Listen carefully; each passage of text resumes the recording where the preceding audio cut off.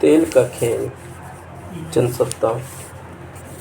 दुनिया के दो बड़े तेल आयातक भारत और चीन, जो वैश्विक कच्चे तेल की मांग का गहरा असर रखते हैं। अमेरिकी राष्ट्रपति डोनाल्ड ट्रंप ने चेतावनी दी, अगर मॉस्को जल्द यूक्रेन के साथ शांति समझौता पर सहमत नहीं हुआ तो वह उन देशों पर 100% तक शुल्क लगा देंगे जो रूसी तेल खरीदना जारी रखेगा। वैसे ट्रंप और रूसी राष्ट्रपति पुतिन के बीच 15 अगस्त को यूक्रेन पर बातचीत होने वाली है। इसी बीच स्थिति को और जटिल बनाने हुए अमेरिकी सीनेट ने लाया गया यह द्विदलीय विधेयक उन देशों को उत्पाद पर 500 शुल्क लगाने का आह्वान करता है जो यूक्रेन का समर्थन करने से इनकार करते हुए रूसी तेल और गैस खरीदना जारी रखते हैं।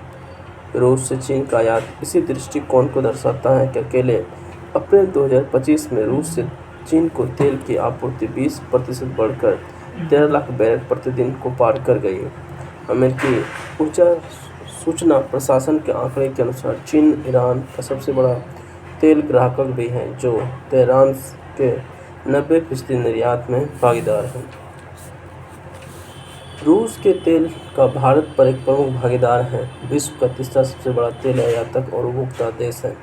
दुनिया की सबसे बड़ी जनसंख्या वाला देश बनने जा रहे भारत की कुल आपूर्ति का लगभग 35 हिस्सा रूस से आता है। आंकड़े के अनुसार इस वर्ष जनवरी से जून तक भारत ने प्रतिदिन लगभग 1.75 मिलियन बैरल रूसी तेल का आयात किया, जो वर्ष पहले की तुलना में 1% अधिक है। यूक्रेन के युद्ध शुरू होने के बाद से ये रूस का प्रमुख तेल आपूर्तिकर्ता बन गया है। हमले से पहले यह मात्र लगभग 1 लाख बैरल प्रतिदिन थी, जो आयात का 2.5% था। वर्ष 2023 में बढ़कर 18 लाख बैरल प्रतिदिन हो गई, जो कुल आयात का 39% है। अंतर्राष्ट्रीय ऊर्जा एजेंसी के अनुसार 2024 में रूस से 70% कच्चे तेल भारत को निर्यात किया गया। वैसे कुछ देशों से अमेरिका ने द्विपक्षीय व्यापार शुल्क करार लिया है, लेकिन भारत से तेज फंसा हुआ है। अमेरिका से बातचीत जारी रखने के बीच भारत पर शुल्क कुल मिलाकर 50% व्यापार शुल्क ठोक दिया, जो काफ़ी ज़्यादा है। ट्रंप ने इसे रूस से भारत के तेल खरीदने अब बड़ा मुद्दा बना लिया है। उन्होंने धमकी दी कि अगर भारत ने इसका जवाब देने की कोशिश की तो शुल्क लगा दिया जाएगा। ट्रंप की दलील है कि भारत को खरीदने से रूस यूक्रेन युद्ध रुक नहीं रहा। हालांकि 25% और शुल्क लगाए जाने से भारत ने ट्रंप की धमकी का कड़े शब्दों में प्रतिकार किया। तब भारत ने कहा कि उनसे अमेरिका के कहने पर ही रूस के तेल खरीदना शुरू किया था। अमेरिका पर दोहरे मापदंड अपनाने का आरोप लगाते हुए भारत ने कहा कि वो खुद अमेरिका रूस से यूक्रेनियम और दूसरे चीज़ों का आयात करता है। ट्रंप के 25% और शुल्क लगाने से पर भारत विदेश मंत्रालय ने कहा कि अमेरिका का यह कदम अनुचित, अविवेकपूर्ण और दुर्भाग्यपूर्ण है। भारत अपने राष्ट्रीय हितों की खातिर कभी सभी उचित कदम उठाएंगे। जानकारों का कहना है कि हालांकि इस द्विपक्षीय व्यापार को लेकर भारत से बातचीत हो रही है, लेकिन कोई समाधान नहीं निकल रहा। अमेरिका का एक प्रतिनिधि 25 अगस्त को भारत आने वाला। इस बीच ट्रंप ने साफ कह दिया कि शुल्क का मुद्दा निपटे बिना व्यापार वार्ता का कोई मतलब नहीं है। विशेषज्ञों का मुताबिक अमेरिका कृषि और डेयरी क्षेत्र में भारत सबसे बड़ा राहत चाहता है। पेचीसी पर फंसा हुआ भारत अपने किसानों और दूध उत्पादकों के लिए अमेरिकी की शर्तें मानने को राजी नहीं। लिहाजा अमेरिका ने अपने दबाव बनाने के लिए 25% शुल्क लगाया और अब वह रूस के तेल के बहाने 25% शुल्क लगाकर भारत को दबाव में लाना चाहता है। इसी कदम के खिलाफ रूस, चीन और ब्राज़ील ने मोर्चे खोल दिया है। चीन का कहना है कोई भी देश अमेरिका का उपनिवेश नहीं है।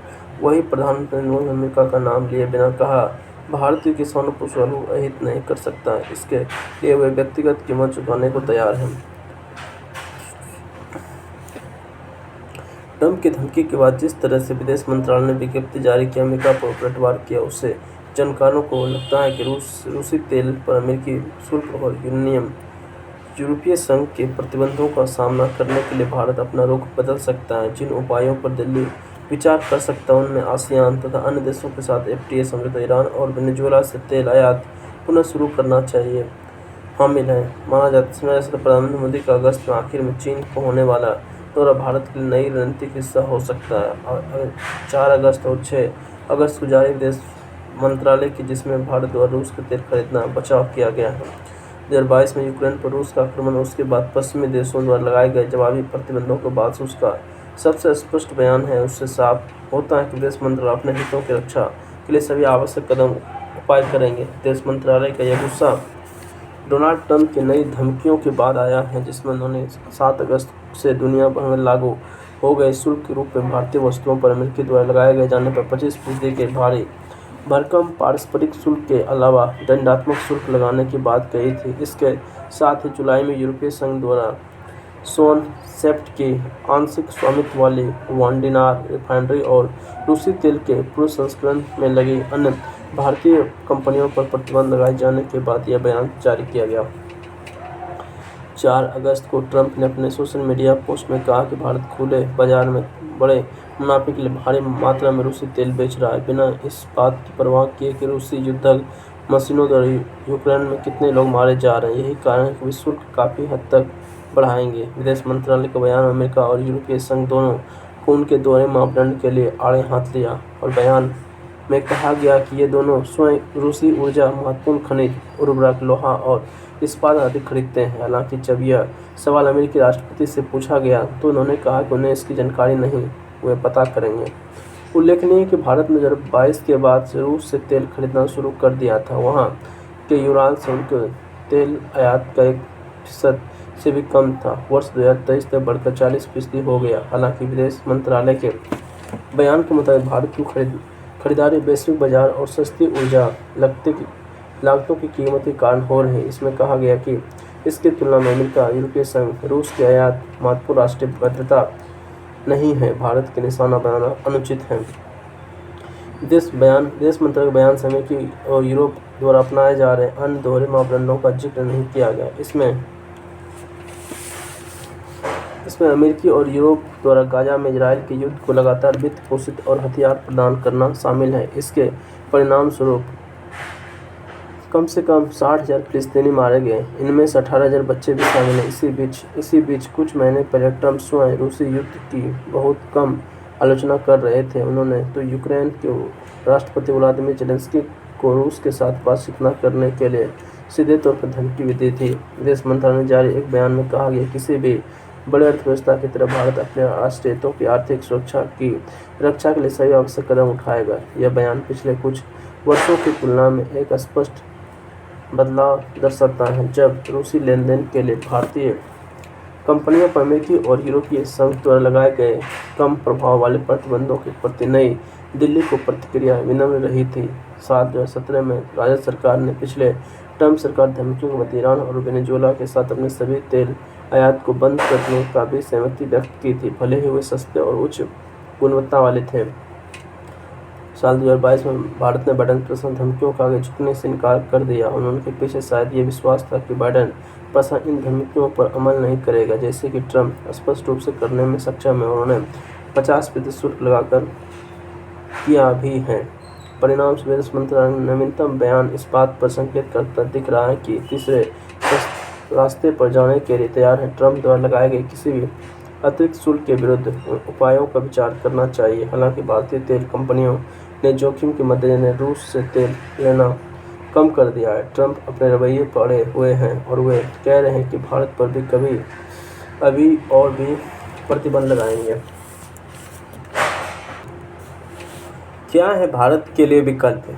पहला विकल्प यह होगा कि रूस के प्रतिस्पर्धी कीमतों पर ऊर्जा खरीदना जारी रखा जाए और यहाँ तक कि उसे दोगुना भी कर दिया जाए और अमेरिका और यूरोपीय संघ द्वारा लगाए गए प्रतिबंधों का सामना किया जाए और दोनों के साथ मुक्त व्यापार समझौता जारी रखा जाए। इस उम्मीद से इससे दंड कम होंगे और सरकार अब तक की यही रणनीति थी। दूसरा विकल्प के तौर पर अमेरिकी यूरोपीय यूनियन प्रतिबंधों को दरकिनार करने के लिए व्यापार के वैकल्पिक विकल्पों की खोज करना, जिससे EU, ऑस्ट्रेलिया, न्यूजीलैंड आदि के साथ चल रही FTA वार्ताओं को जल्द समाप्त करने को आगे बढ़ाया जाए। हो सकता है यह आसियान भारत वस्तु व्यापार समझौता को संशोधित करने की बात से समाप्त कर सकता है। यह यहाँ तक कि 15 राष्ट्रों को आसियान के नेतृत्व वाले क्षेत्रीय व्यापक आर्थिक भागीदारी में शामिल होने पर फिर से विचार कर सकता है। इससे भारत 2019 में मुख्य रूप से चीन के बारे में चिंता के कारण बाहर हो गया था। हालांकि यह कुछ हफ्ते पहले तक भी संभव नहीं था। जब वाणिज्य और उद्योग पीयूष मंत्री ने आसियान को चीन की बी टीम और AITIG को गलती के रूप में गलती किया था, तब लगता है कि ट्रंप के अथक तीखे हमले को देखते हुए सरकार का दृष्टिकोण बदल सकता है। तीसरा विकल्प हो सकता है कि जवाबी उपाय BTIA पर यूरोपीय संघ के साथ बातचीत को निलंबित करना और व्यापार, परमाणु ऊर्जा, रक्षा खरीद अन्य पर अमेरिका के साथ बातचीत को निलंबित करना शामिल हो सकता है। जब वे इस मुद्दों पर अधिक उचित साबित न हो तो ईरान और वेनेजुएला से तेल की आपूर्ति को फिर से शुरू करने का विचार कर सकता है। ऐसा कदम किफायती साबित हो सकता है, लेकिन इस कारण अमेरिका और यूरोपीय यूनियन नए सिरे से भारत पर प्रतिबंध लगा सकते हैं। विशेषज्ञ यह बताते हैं कि रूसी दंड वाशिंगटन की कार्रवाई के बाद जोर से एक नई दिल्ली को अन्य क्षेत्रों में अमेरिका के साथ अपने संबंधों को पुनर्विचार के लिए प्रेरित कर सकता है। व्यापार, निवेश पर मतभेद, उभरते प्रौद्योगिकी हस्तांतरण का नतीजा, आतंकवाद विरोधी रणनीति, ट्रंप के पाकिस्तान के साथ कदमों और ऑपरेशन सिंदूर पर जवाबी कार्रवाई देखते अमेरिकी कार्रवाई को रास्ता बदलने को मजबूर कर सकता है। अब उथल-पुथल की निगाहों पर बात टिकी है। क्या उथल-पुथल पिछले दशकों भारत अमेरिका संबंधों के सबसे मजबूत स्तंभ की सजा हिंद प्रशांत नीति और क्वाड सम्मेलन, जिसकी मेजबानी भारत इस वर्ष करने वाला है, कितना असर होगा? रूस के साथ भारत के संबंध। भारत और रूस का एक दूसरे का समर्थन करने का दशकों पुराना इतिहास है। पूर्व अमेरिकी राष्ट्रपति रिचर्ड निक्सन ने 1971 में भारत पाकिस्तान युद्ध के दौरान भारत को धमकाने के लिए युद्धपोत भेजा। तब रूस सोवियत संघ ने अपनी नौसेना हिंद महासागर में भेज दी और दिसंबर 2021 में मोदी पुतिन ने इस व्यापार और हथियार समझौते पर हस्ताक्षर किए। जबकि रूसी तेल उत्पादक कंपनी रोसनेफ्ट भारत में अपने निवेश का विस्तार कर रही है। भारत ने यूक्रेन पर रूस के आक्रमण की निंदा करने वाले संयुक्त राष्ट्र के प्रस्ताव मतदान से भी बार-बार परहेज किया। जानकारों का कहना है कि रूसी तेल खरीदने के मामले में भारत मूलतः चीन के बराबर है। यह एक आश्चर्यजनक तथ्य है। न्यूयॉर्क टाइम्स के अनुसार भारत रूस से प्रतिदिन लगभग 2 मिलियन बैरल कच्चा तेल आयात करता है, जिससे यह चीन के बाद रूसी तेल का दूसरा बड़ा खरीदार बन गया है। भारतीय तेल आयात में रूस की हिस्सेदारी युद्ध से पहले 1% से बढ़कर 1/3 से भी अधिक हो गई है। रूस वर्षों से भारत का सबसे बड़ा हथियार आपूर्तिकर्ता भी रहा है। हालांकि यूक्रेन युद्ध ने रूस के हथियारों को निर्यात को कम कर दिया, जिसका एक कारण उसकी युद्ध भूमि में हथियारों की जरूरत थी। फिर भी 2020 और 2024 में रूस का सबसे बड़ा हथियार खरीदार बना रहा। स्टॉकहोम इंटरनेशनल पीस रिसर्च 2024 के एक रिपोर्ट के अनुसार उसने रूसी हथियारों के निर्यात को 38% तक हिस्सा रहा। दुनिया के शीर्ष अर्थव्यवस्थाओं में प्रतिनिधित्व करने वाले 7 देशों की समूह 2022 में रूस तेल निर्यात को $60 प्रति सीमित कर दिया गया, जबकि यूरोपीय संघ ने जुलाई में मूल्य सीमा को घटाकर $47 प्रति बैरल से थोड़ा अधिक कर दिया था। एक जानकार का कहना है कि भारत को कठिन विकल्प का सामना करना पड़ेगा। ट्रंप गंभीर है, वे पुतिन से निराश हैं, इसलिए दोनों बातचीत के लिए राजी हो गए। भारत सामने एक कठिन विकल्प है, लेकिन अगर ट्रंप इस मुद्दे पर पूरे विश्व को दांव पर लगाने का फैसला करते हैं तो भारत को 1.5 लाख बैरल रूसी तेल कच्चे तेल का आयात जारी रखना मुश्किल हो सकता है। आत्मा से संवाद। भारत जहां कभी पुस्तक ज्ञान दीप शिखा मानी जाती थी, आज डिजिटल युग के प्रभाव में धीरे धीरे उनका आभा मंद पड़ती जा रही है। पाठकों का झुकाव मौद्रिक पुस्तकों से हटकर मोबाइल स्क्रीन, टैबलेट और किंडल जैसे उपकरणों की ओर हो रहा है। यह बदलाव केवल माध्यम तक सीमित नहीं, बल्कि पाठकों का अनुभव, चिंतन प्रक्रिया और बौद्धिक संवाद की दिशा को भी गहराई से प्रभावित कर रहा है। पुस्तकें आज समाज का आईना है। कुछ समय पूर्व तक पुस्तकालय में बैठकर घंटों समय अध्ययन करना, पुरानी किताबों को शोधी महक में ज्ञान की तलाश करना, साहित्यिक गोष्ठी में विचार विमर्श करना, ये सब भारतीय शैक्षणिक और सांस्कृतिक जीवन का हिस्सा हुआ करते थे। विद्यार्थी हो या प्रबुद्ध पाठक, पुस्तक एक अंतर्गन साथी के रूप में जीवन का अविभाज्य अंग थी। वे केवल पठन सामग्री न, विचारों के धारा थी और समाज के विमर्श की संस्कृतियों की पोषित करती थी। इसके समांतर बीते 1 दशकों में यह परिदृश्य तेजी से बदला है। स्मार्टफोन के व्यापक प्रसार और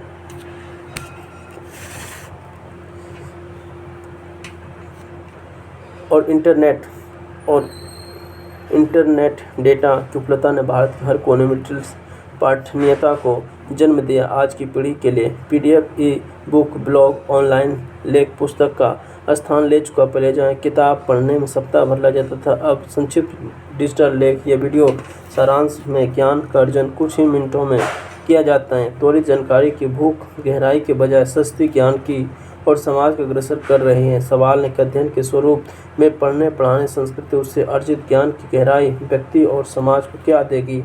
बिना परिप्रेक्ष्य में समझे संदर्भ भर की पढ़ाई कर लेने के बाद अगर कोई यह समझता है कि उसने ज्ञान के समंदर में गोते लगा लिया हो, तो यह धारणा समय परेशान कर देती हैं। जब किसी खास विषय पर किसी स्थान पर गहराई से बात करने की नौबत आती है। आभासी लहर डिजिटल पढ़ाई की बात लहर की पुस्तकों के पारंपरिक स्वरूप की चुनौती देती है। मुद्रण उद्योग जो कभी साहित्यिक अभिव्यक्ति का माध्यम था, अब संघर्ष की स्थिति में उनके छोटे छोटे प्रकाशन बंद हो चुके हैं। पुस्तकों की दुकानों का अस्तित्व संकट में और पाठकों का रुझान साहित्यिक पुस्तकों की जगह रील और शॉर्ट की ओर बढ़ चला है। यह केवल एक व्यावसायिक संकट नहीं, बल्कि हमारी बौद्धिक विरासत और पाठन संस्कृति का क्षरण है। इस तेज रफ्तार से विकसित होती पुष्पित पल्लवित तेजी होती प्रवृत्ति ने अस्थिरता का एक ऐसा संजाल रचा है जो व्यक्ति एक सिमट कर सामग्री को पढ़ने को धीरज खो बैठता है। तत्कालीन हावी हालांकि डिजिटल माध्यम की कुछ खूबियां भी हैं। यह ज्ञान को अधिक लोकतांत्रिक बनाता है। स्मार्टफोन के जरिए दूर दराज से कोई भी बच्चा भी किस विश्व प्रसिद्ध लेखकों को पढ़ सकता है। व्हाट्सएप और स्वतंत्र स्रोतों ई पुस्तक से ज्ञान पहुँच को व्यापक बनाया है। ऑनलाइन पाठ्यक्रम डिजिटल पुस्तकालय पॉडकास्ट ने नवाचार को जन्म दिया है। इसके बावजूद यह कहना कठिन नहीं है कि डिजिटल पाठ्यक्रम ने गहराई की जगह तात्कालिकता को बढ़ावा दिया है। पुस्तकों का ह्रास केवल तकनीकी का परिणाम नहीं, यह हमारी प्राथमिकताओं, समय प्रबंधन और मानसिक प्रवृत्तियों में हुए बदलाव को भी द्योतक है। आज की तेज रफ्तार जिंदगी में ठहराव पढ़ना एक विलासिता बन गया। पुस्तक पढ़ना अब कूल नहीं माना जाता, जबकि एक समय था जब पुस्तक समाज में व्यक्ति की बौद्धिक स्थिति का प्रतीक मानी जाती थी। पुस्तक मेले अब केवल आयोजनों तक सीमित हो गए और साहित्य उत्सव सोशल मीडिया पर चर्चा का विषय बनकर रह गए। सतह पर तैरना इस बदलाव का प्रभाव छात्रों पर विशेष रूप से देखा जा सकता है। वे इस लिखी हुई टिप्पणियों को ऑनलाइन खोजते रहते हैं, कृत्रिम बुद्धिमत्ता के अलग अलग मंचों से उत्तर प्राप्त करते हैं और यूट्यूब वीडियो से परीक्षा की तैयारी करते हैं। पुस्तकों का महत्व कम है और शिक्षा स्क्रीन स्क्रॉल संस्कृति का हिस्सा बन चुकी है। यह ज्ञान की गहराई में डुबकी लगाने की बजाय सतह पर तैरने जैसा है। फिर भी आशा की किरणें शेष हैं। आज भी कई घरों में पुस्तक विरासत के रूप में सहेजी जाती है। कई युवा लेखक, साहित्य प्रेमी और पुस्तक प्रेमी संस्था अब भी इस संस्कृति को बचाने के लिए प्रयासरत हैं। किताबों का क्लब, ऑनलाइन पाठ और सोशल मीडिया पर किताबों की समीक्षा जैसी गतिविधियाँ पुस्तकों की वापसी की संभावनाओं को बल देती हैं। किंडल और ऑडियो बुक्स जैसे डिजिटल विकल्पों ने पुस्तकों को पूरी तरह मिटने नहीं दिया है, बल्कि एक नया स्वरूप दिया है। संतुलन की दिशा आवश्यक है। हम डिजिटल और पारंपरिक दोनों के संतुलन की दिशा में बड़े बच्चों को बचपन से ही पुस्तकों को जोड़ा जाए। पुस्तकों और कॉलेजों में पुस्तकालय में पुनर्जीवित किया जाए और साहित्यिक विमर्श को प्रोत्साहित किया जाए। सरकार, शिक्षा विभाग, प्रकाशन, समाज मिलकर इस ओर पहल करे, जिससे पुस्तकों का स्थान केवल संग्रहालय की वस्तु न बनकर जाए। जिससे पुस्तक ज्ञान का माध्यम नहीं होती तो एक समाज विचारों, अनुभवों और सभ्यता की गवाह होती हैं। अगर पुस्तकों की संस्कृति समाप्त हो गई तो हम न केवल ज्ञान की गहराई खो देंगे, बल्कि यह आत्म संवाद और चिंतनशीलता भी समाप्त हो जाएगी, जो मनुष्य को एक पाठक बनाती है और पाठक को समझदार नागरिक।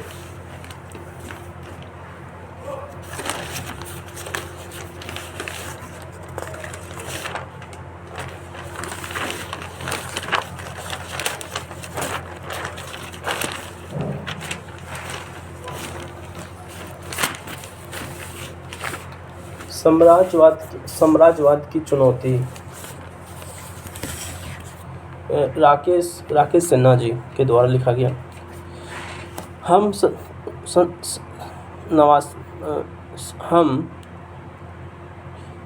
स्वतंत्रता दिवस मनाने जा रहे हैं।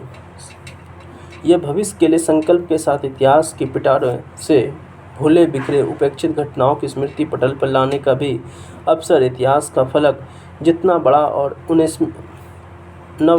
नववेशी होगी, पीढ़ियों की बुनियादी उतनी ही मजबूत बनती जाएगी। भारतीय इतिहास को निष्पक्ष बनाना ही हमारा लक्ष्य होनी चाहिए। इसका अर्थ है कि अति सामान्य लोगों ने कैसे उपनिवेशवाद का मुकाबला किया जो उसे उजागर करता है। वैसे 1919 में राष्ट्रद्रोह का मुकाबला राष्ट्रीय स्वयंसेवक के संस्थापक केशव बलिराम हेडगेवार पर था। इस मुकदमे का महत्व दो कारणों से। पहला, हेडगेवार ने पूर्ण स्वतंत्रता का तर्क दिया था। 19 अगस्त 1919 में नागपुर न्यायालय के न्यायाधीश ने हेडगेवार के फैसले पर सुनते हुए कहा, आपके भाषण में राजद्रोह है, आप अगले 1 साल तक भाषण नहीं करेंगे। इसके लिए 2000 रुपये की जमानत और 1000 रुपये गारंटी देनी होगी।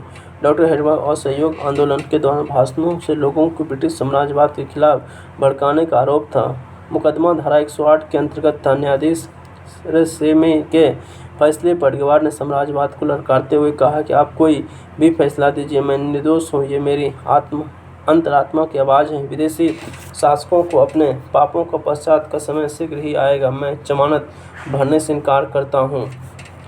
हेडगेवार के द्वारा न्यायाधीश से कहे गए शब्दों में एक वैश्विक लोकतंत्र और समानता की स्थापना थी। उन्होंने कहा, इंग्लैंड की परतंत्र करके उसके ऊपर राज करने की हमारी इच्छा नहीं, लेकिन जिस तरह इंग्लैंड के लोग इंग्लैंड में, जर्मनी के लोग जर्मनी में राज करते हैं, उसी तरह हम हिंदुस्तान के लोग हिंदुस्तान का मालिक बनकर राज करना चाहते हैं। अंग्रेजी साम्राज्य के अंदर रहकर अंग्रेज़ों का स्थायी गुलाम बनकर रहने की हमारी कतई इच्छा नहीं है। उनके ये शब्द जितना भारत पर लागू होते हैं उतने ही अफ्रीकी पर भी। हेडगेवार की साम्राज्यवादी विरोधी आक्रामकता को देखने और सुनने सैकड़ों लोग जिस तरह के जीहर के दिन आते थे, वे तब बड़े नेता नहीं थे, ना ही बड़ा नाम था, मगर उनमें में राष्ट्रभक्ति की चेतना का सूचकांक जरूर बड़ा था। उनका स्वरूप उनकी पूर्ण स्वतंत्रता प्राप्त करने की उद्घोषणा में दिखाई दिया। कांग्रेस ने दिसंबर 1929 में अपने लाहौर अधिवेशन में पूर्ण स्वतंत्रता का प्रस्ताव पारित किया। इनसे साम्राज्यवाद विरोधी आंदोलन को नया स्वरूप और दिशा देने का काम किया, मगर जमीनी स्तर पर यह भावना पहले से विद्यमान थी। लाहौर प्रस्ताव ने 8 वर्ष पूर्व हेडगेवार ने 5 अगस्त 1921 को नागपुर न्यायालय में कहा, हमें पूर्ण स्वतंत्रता हाजिर चाहिए और हमें लेकर रहेंगे। पूर्ण स्वतंत्रता पर कांग्रेस के 750 शब्दों के प्रस्ताव में भारतीयों के दमन, शोषण और राज करने के अधिकार को छीने जाने का तर्क था, मगर हेडगेवार ने साम्राज्यवाद पर नैतिक प्रश्न खड़ा कर उनकी बुनियादी पर कुल्हाड़ी चलाने का काम किया। उन्होंने सरकारी वकील से पूछा, इस प्रश्न के उत्तर दे सकेंगे, क्या ऐसा एक भी कानून है जिसमें एक देश के लोगों को दूसरे देश के लोगों पर शासन करने का अधिकार मिलता है? हिंदुस्तान के लोग को पैरों तले कुचल कर और उसके ऊपर शासन करने का अधिकार किसने दिया? अंग्रेजों का दावा करना कि वे हिंदुस्तान के मालिक हैं, नैतिकता और धर्म का कत्ल करना नहीं तो और क्या है? उन्होंने शब्दों का अभिप्राय सिर्फ भारत की स्वतंत्रता नहीं बल्कि पूरी दुनिया में अंग्रेजी, फ्रांसीसी और पुर्तगाली साम्राज्यवादी तत्वों पर सीधा प्रहार किया। अखबार महाराष्ट्र ने 24 अगस्त 1921 को 19 अगस्त के फैसले पर रिपोर्ट प्रकाशित की। हेडगेवार ने जब जमानत के प्रस्ताव को ठुकरा दिया, तब न्यायाधीश ने उन्हें 1 साल सश्रम कारावास की सजा सुना, जिसे उन्होंने स्वीकार किया। जेल जाने से पूर्व उन्होंने उपस्थित सैकड़ों लोगों को संबोधित करते हुए कहा, वह राष्ट्रभक्ति की मिसाल है, वह राष्ट्र की स्वतंत्रता के लिए कारावास क्या काले पाने की सजा या फांसी पर चढ़ जाने को अपनी तैयारी करनी चाहिए। किसी भी आंदोलन और साम्राज्यवाद विरोधी कार्यक्रमों की अपेक्षा अदालत में साम्राज्यवाद को तर्क सुन कर देना, यह सजा मिलने की भय को उपजाने नहीं देना और न्यायालय की वैधानिकता को चुनौती देना उनकी प्रभावी हथियार था। इसलिए हेडगेवार ने जेल के बाहर एकत्रित लोगों को माध्यम से संदेश प्रसारित किया। अपने घर पर मुकदमा होने पर वो अपना बचाव नहीं करते, अपने ऊपर मुकदमा होने बचाव नहीं करते। खटमल जैसे कुचल कर मरना मुझे उचित नहीं लगता। अपना पक्ष रखते हुए विरोधियों का कुनीतियों को हमें दुनिया के सामने उजागर करना जरूरी चाहिए, वैसे ही करना जैसे देश की सेवा, नहीं वरना आत्मघात जैसा। हेडगेवार ने पूर्व और बाद में ऐसे अनेक उदाहरण मिलते हैं जो भगत सिंह और बटुकेश्वर दत्त ने 22 मई 1930 को न्यायालय में देशभक्ति का गीत गाकर और इनकलाब जिंदाबाद का नारा लगाकर क्रोधित न्यायाधीशों को और भी उत्तेजित कर दिया। 23 जुलाई 1909 में लंदन की अदालत में मदन लाल ढींगरा ने अपने संक्षिप्त वक्तव्य में साम्राज्यवाद को दुष्कारा था। अफ्रीका के घाना में क्वामे नुक्रुमा ने और दक्षिण अफ्रीका में नेल्सन मंडेला ने भी इसी मार्ग को अपनाया था। डॉक्टर हेडगेवार का यह मुकदमा स्वतंत्रता आंदोलन के इतिहास के आईने की तरह है। उनकी दृष्टि की तार्किक व्यापकता उन्हें साम्राज्यवादी आंदोलन का एक जीता जागता उदाहरण देती है। घंटे की खतरे की घंटी। तबलीन सिंह जी। पिछले सप्ताह ऐसा लगा जैसे एक दशक के अच्छे दिन कहीं उड़ गए हैं। उत्तराखंड में ऐसी आपदा आई, पूरे गांव के गांव बह गए। नदियों के पानी में अभी तय नहीं है कि भागीरथी नदी में उफान, बादल फटने से आया या हिमालय की ऊंचाइयों से किसी बर्फीली झील के अचानक पिघल जाने के कारण। क्या वास्ता जब इतनी तबाही देखने को मिलता है। मौसम विशेषज्ञों जब पूछा गया के बारे में उन्होंने साफ कह दिया, यह सवाल बाद में पूछे जाएंगे, फिलहाल जरूरी है उन लोगों को बचाना जिनको बचाया जा सका है। बात तो सही है, लेकिन इस बात को लेकर हम सुनते जाने कहेंगे। हर साल इस तरह के नजरे दिखते हैं। हर साल सुनने कि पहाड़ों में अनियुक्त शहर बन गए हैं। उन्होंने पहाड़ों को कमज़ोर कर दिया, लेकिन नदियाँ शांत होने के बाद हम भूल जाते हैं इसी बात को। मेरी पढ़ाई देहरादून में हुई थी, इसलिए मैं अपनी आँखों से देखे हुए दिन जब इन पहाड़ों में छोटे गांव के अलावा कुछ नहीं था, उन गांवों के शहरों में तब्दील होने में किसने दिया। जब दुनिया जानती थी इन दिनों के पहाड़ों में अगर शहर बनते हैं तो उनको नियोजित तरीके से बनाया जाना चाहिए ताकि पहाड़ कमज़ोर न हो। जहाँ अब चौड़ी सड़कें बन गई हों, उन्हें दिनों कच्ची पगडंडियाँ और पतली सड़कें हुआ करती थी। हम स्कूल के अक्सर घूमने जाते थे पहाड़ों में और अक्सर पैदल जाया करते थे चढ़ाई करके। विकास को कोई रोक नहीं सकता है, इसलिए विकास होता ही गया, लेकिन प्रकृति को ध्यान रखकर नहीं। हमारे शासकों को जब दिखता है कि अनियमित निर्माण से उनका निजी लाभ होता है तो रोकता कौन है। कुछ ऐसा ही हुआ। अगर इस बार भी कोई ठोस कदम नहीं उठाया जाता तो अनुचित शहरीकरण रोकने के लिए तो किसी आपदा अगले साल भी आएगी। इस बार आपदा का असर ध्यान कम है, इसलिए अमेरिका के राष्ट्रपति ने एक झटका दिया है। भारत की अर्थव्यवस्था और हमारी कूटनीति को भारत सरकार के ऊंचे गलियारे को कम ही लोग हैं जो समझ सकते हैं कि फिलहाल नरेंद्र मोदी के यह कथित जिगरी दोस्त क्यों अब दोस्त न रहा। हम अपने राजनीतिक पंडितों की नज़र से देखें तो यह अनुमान लगाया जा सकता है कि डोनाल्ड ट्रंप को हमारे राष्ट्रपति ने क्रोधित किया जब लोकसभा के अंदर उन्होंने अपने भाषण में स्पष्ट किया कि ऑपरेशन सिंदूर को किसी भी विदेशी नेता के कहने पर नहीं रोका गया था। ट्रंप कई बार कह चुके हैं कि आज भी कहते रहते हैं कि उन्होंने भारत और पाकिस्तान के बीच युद्ध को रोका। ऐसा कहना जरूरी हो गया, शायद इसलिए उनका दावा था कि उन्होंने राष्ट्रपति बनने के 24 घंटे बाद रूस और यूक्रेन का युद्ध रोक सकेंगे और इजराइल का गाजा पर हमला भी। ऐसा जब नहीं हुआ तो नोबेल शांति पुरस्कार का सपना डूबने लगा। सो कहना पड़ रहा है कि कई और युद्ध मैंने रोके, भारत और पाकिस्तान वाले युद्ध को मैंने रोका। विदेशी पंडित का कहना कुछ और है। उनका कहना है भारत पर 50% शुल्क लगाए गए हैं रूस को नियंत्रित में लाने के लिए। पुतिन ने जब यूक्रेन पर हमला बोला पर आर्थिक पाबंदियां सख्ती से लगाई गई। यूरोप और अमेरिका ने रूस की अर्थव्यवस्था पर नुकसान उतना नहीं दिखा जितना भारत और चीन रूसी तेल के बड़े ग्राहक बन गए। चीन हमसे कहीं ज़्यादा रूसी तेल खरीदता है, लेकिन ट्रंप जानते हैं कि चीन की आर्थिक शक्ति इतनी है कि इससे पंगा लेना खतरे की खाली नहीं। इसलिए भारत की अर्थव्यवस्था पर धावा बोला जाए ताकि पुतिन की अकड़ थोड़ी कम हो जाए।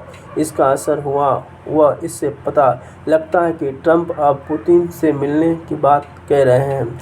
तो हमको क्या करना चाहिए अब? मोदी, अगर हमने पुराने दोस्त के दबाव में आकर रूस से तेल खरीदना बंद कर देते हैं तो भारतवासियों की नज़र में गिर जाएंगे, देश के आत्मसम्मान को गहरी चोट लग जाएगी। सो फिलहाल उन्होंने बीच की रास्ता चुना। ट्रंप के सामने नहीं झुकने के कारण बता रहे कि हमारे किसानों का हित। ट्रंप के लोगों ने जब शुल्क की डील बनाने गए तो वाणिज्य मंत्री उनके आला अधिकारी तो बातचीत कर इस पर अटक लगाई कि हमारा कृषि क्षेत्र नहीं खोला जाएंगे। अमेरिकी के लिए बात ठीक भी है, हमारे किसान ज़्यादातर मुश्किलों से गुजारा करते हैं पहले से। तो अगर अमेरिकी किसानों के उत्पादन उनके मुकाबला करना पड़े तो अवश्य ही पिट जाएंगे। लेकिन क्या इस मुसीबत में कोई ऐसा सुधार किया जा सकता है जो कृषि क्षेत्र में उन्नयन हमारे किसानों को नए अवसर मिल सके? दुनिया के बाज़ारों में अगर हमारा अपना सामान बेचने के लिए कोल्ड स्टोरेज का निर्माण होता है, युद्ध स्तर पर तो 70% से ज़्यादा फल, सब्जियां और फूल मरते हैं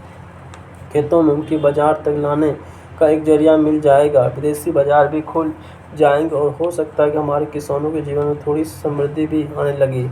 आर्थिक सुधार और भी हैं जो लटके पड़े हैं वर्षों से और जिनके लिए जाने हमारी अर्थव्यवस्था शक्ल बदल सकती है। अर्थशास्त्रियों का कहना है कि भारत में आर्थिक सुधार तब भी किए जा सकते हैं जब कोई बड़ा समस्या आने पड़ती है। पिछले बार ऐसा हुआ जब लाइसेंस राज समाप्त करने की फैसला किया गया था। अब ट्रंप की मेहरबानी से इंस्पेक्टर राज समाप्त करने की अवसर मिलेगा। शुल्क और सतर्कता। पी चिदम्बरम जी। विदेशी व्यापार, खासकर आयात के प्रति भारत का नजरिया बहुत संकुचित है। गुटनिरपेक्ष आंदोलन और दक्षिण सहयोग आदि के बावजूद हम व्यापार और विदेशी निवेश के मामले में दूसरे देशों से सावधान रहते हैं। हमें अपने दरवाजे बंद कर रखे और 4 दशकों तक नहीं खोला। आयात निर्यात के लिए हमने कठिन नियम बनाए, हमें हर चीज़ के लिए लाइसेंस और परमिट चाहिए होते थे। अधिकतर आयात, कुछ निर्यात सरकारी निगमों के माध्यम से किया जाता है। हमारे यहाँ आयात निर्यात के लिए एक मुख्य नियंत्रक chief controller of importers and exporter होता था, जिसके पास पूरे देश में अधिकारियों की एक ऐसा फौज थी जिनकी एकमात्र काम आयात निर्यात के लिए लाइसेंस जारी करना था। ये एक मुनाफे का कारोबार था। किसी ने भी स्पष्ट सवाल पूछने की कोशिश नहीं की। ठीक है, हम समझ सकते हैं कि आयात नियंत्रण क्यों है, लेकिन हमारे यहाँ निर्यात नियंत्रण क्यों है? शुरुआत। इस नीति ने ना तो निर्यात को बढ़ावा दिया, ना ही निर्यात उन्मुख विनिर्माण क्षेत्र का निर्माण किया और ना ही इससे विदेशी मुद्रा भंडार में वृद्धि हुई। इसी बीच भारत के सामने स्थिर अर्थव्यवस्था वाले कई देशों ने खुली अर्थव्यवस्था को अपनाया था, मुक्त व्यापार की अनुमति दी और समृद्ध हुए। वर्ष 1990-91 में कई कारकों ने भारतीय अर्थव्यवस्था वित्तीय संकट के कगार पर पहुंच गई। भारत को आर्थिक सुधारों को अपनाने के लिए मजबूर होना पड़ा। व्यापार नीति और औद्योगिक नीति में सुधारों और वित्तीय अनुशासन पर ध्यान केंद्रित करने से देश इस संकट से बाहर निकल पाया और अर्थव्यवस्था विकास के पथ पर अग्रसर हो सकी। हमने शुल्क कम किए। वर्ष 2023 तक औसत 12% तक कम कर दिया गया और गैर शुल्क बाधाओं को भी दूर किया। भारत ने शुल्क और व्यापार को लेकर सामान्य समझौता GATT पर हस्ताक्षर किए और विश्व व्यापार संगठन का सदस्य बना। हमने मुक्त व्यापार समझौते पर हस्ताक्षर किए। हम विश्वास के साथ कह सकते हैं कि देशों के ने लोगों को स्वीकार कर लिया एक खुली अर्थव्यवस्था हो। बीच का खेल। हालांकि हैरानी की बात यह है कि जब विकासशील देशों ने खुली अर्थव्यवस्था को अपनाया तो पहले से खुली अर्थव्यवस्था वाले देश संरक्षणवादी हो गए। राष्ट्रपति डोनाल्ड ट्रंप के नेतृत्व अमेरिका में तो यहाँ सबसे ज़्यादा हुआ। अस्थायी संकट को टालने के उपाय करने की बात तो समझ में आती है, मगर संरक्षणवाद को आधिकारिक आर्थिक नीति का दर्जा अलग बात है। ट्रंप बिना किसी संकोच उस शुल्क, अपारदर्शी गैर शुल्क उपायों, आयात को उत्साहित करने और हर देश के साथ संतुलित व्यापार करने के पक्ष में हैं और अमेरिकी कंपनियों को अमेरिका के बाहर अपने कारखाने न लगाने की धमकी देते हैं। उन्हें लगता है कि शुल्क लगाने से वे मन चाहे परिणाम हासिल कर लेंगे। उन्होंने की नीति निर्माण में अजीबोगरीब मापदंड अपनाए हैं, जैसे रिपब्लिक झुकाव वाले राज्यों को फायदा पहुंचना, कनाडा के नेताओं के प्रति पूर्वाग्रह, झूठे तर्क जैसे अमेरिकी अर्थव्यवस्था अब वहां के लोगों के लिए नए रोजगार पैदा नहीं कर सकती और विचित्र दावे कि उच्च शुल्क का बोझ निर्यातकों पर पड़ेगा, अमेरिकी उपभोक्ताओं पर नहीं। उन्होंने सिद्ध आर्थिक सच्चाई जैसे असमानता, विशेषज्ञता, श्रम विभाजन और वैश्विक आपूर्ति श्रृंखला आदि को नकार दिया। ट्रंप इस बात पर अड़े हुए हैं कि अमेरिकी कंपनियों को विनिर्माण वापस अमेरिका लाना होगा और इसे उत्पादन की स्वदेशी वापसी कहते हैं। हार्वर्ड बिजनेस रिव्यू में bringing manufacturing back to the US is easier said than done. America में विनिर्माण को वापस लाने का कहना जितना आसान है करना उतना ही आसान नहीं, शीर्षक से एक लेख प्रकाशित हुआ। इनमें कहा गया कि वे दिन अब लद गए जब एक अकेला एवं पूरी तरह से एकीकृत निर्माता उत्पाद तैयार करने के लिए जरूरी सभी या ज़्यादातर कलपुर्जे और अन्य सामान पर डिजाइन तथा निर्माण खुद कर सकता था। तकनीकी बहुत जटिल है और एक ही जगह पर सभी जरूरी कौशल को जुटाना नामुमकिन है। अर्थशास्त्री जेफरी सेक्स ने ट्रम्प के एक सामान्य समझ वाले व्यक्ति बताया जो 21वीं सदी में विनिर्माण की जटिलताओं को ना तो समझ सकते और ना ही समझ सकते हैं। ट्रम्प ने शुल्क को हथियार बनाकर उन देशों को पुरस्कार किया जो झुक गए, ऑस्ट्रेलिया, इंडोनेशिया, जापान, दक्षिण कोरिया, और उन देशों को दंडित किया जो रुख पर कायम रहे, जैसे Canada, France, Britain, Brazil. Bharat अब तो अनिश्चित श्रेणी में है। अब ट्रम्प ना तो स्टील, एल्युमिनियम और तांबे पर भारी शुल्क नहीं लगा दिया है और भारतीय वस्तुओं पर 50 आधार शुल्क अब कुछ छूट और विलंबित प्रभाव के साथ लगाया जाना स्पष्ट। रूसी कच्चे तेल खरीदने पर जुर्माना भी शामिल है। भारत ने जवाब दिया कि हम आवश्यक कदम उठाएंगे। क्या हो सकता है? जाहिर है कि भारत झुक नहीं सकता और न ही भारत को अपना अभिज्ञा की जरूरत है। हमें जन बातचीत के लिए अपनी इच्छा स्पष्ट रूप से घोषित करनी होगी, चाहे यह प्रक्रिया कितनी भी लंबी और तकलीफदेह क्यों न हो। अर्थशास्त्र के नियम ट्रम्प को शुल्क को अपना हथियार बनाने की नीति पर पुनर्विचार करने के लिए मजबूर करेंगे। उच्च शुल्क से अमेरिका में सैकड़ों वस्तुओं की कीमतें बढ़ जाएंगी, मुद्रास्फीति बढ़ेगी, अमेरिकी कंपनी विनिर्माण को स्वदेश लाने से अपने कदम पीछे खींचेगी, नौकरियां नहीं बढ़ेगी और अंततः अमेरिकी विकास दर धीमी पड़ जाएगी।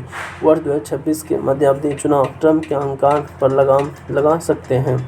इसी बीच भारत सीमित निर्यात उत्पादों और सीमित निर्यात बाजारों वाले एक आलसी निर्यातक नहीं बना रह सकता। हमें निर्यातकों पर धीरे धीरे बढ़ते नियंत्रण को खत्म करना होगा, अपने उत्पाद का दायरा बढ़ाना होगा। हमें सक्रिय रूप से नए बाजारों की तलाश करनी होगी जो 4,500 करोड़ 45 बिलियन अमेरिकी डॉलर के उत्पादों में अमेरिका को भारत के निर्यात किए गए उत्पादों के मूल्य को समाहित कर सके। हमें प्रत्यक्ष विदेशी निवेश को नियमों को उदार करना होगा। अल्प अवधि में हमें निर्यातकों को प्रोत्साहित देना होगा। हम निर्यातकों की क्षतिपूर्ति के लिए विनिमय दर को समायोजित करने पर विचार कर सकते हैं, भले इससे आयात की लागत बढ़ जाएगी। सभी अनावश्यक आयातों पर अस्थायी रूप से अंकुश लगाया जा सकता है।